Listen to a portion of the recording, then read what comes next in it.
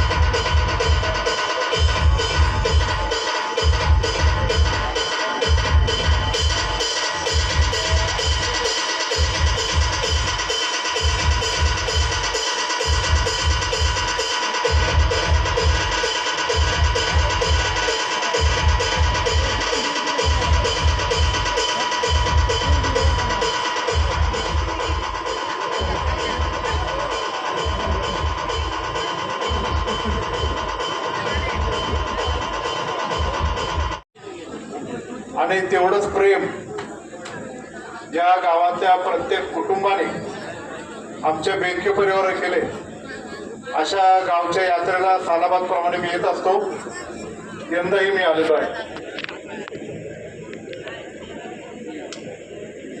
हनुमान जयंतीचा पवित्र दिवस आणि आपल्या मुक्ताबाईची यात्रा, कळमदाईची यात्रा.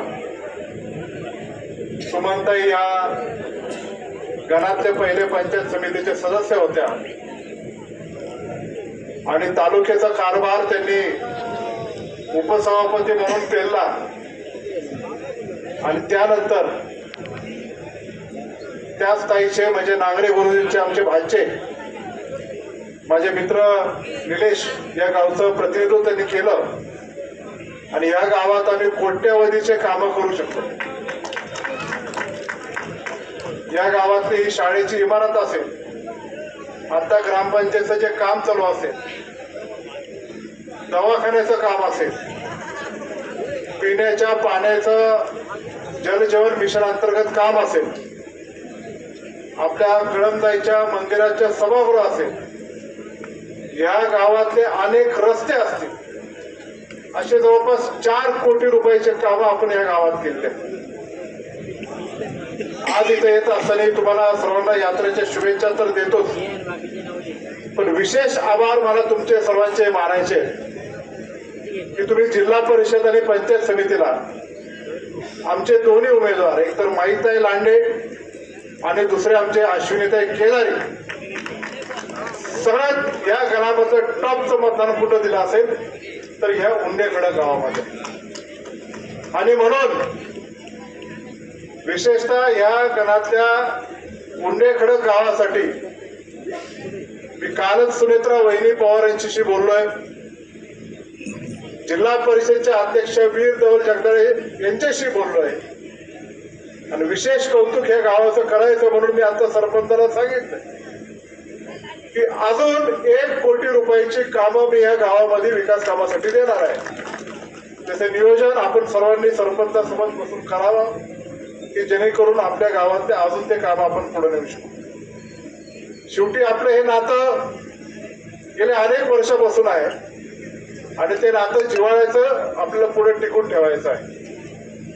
आज माझा गुरुजी आणि या गावकऱ्यांनी सर्वांनी सन्मान केला.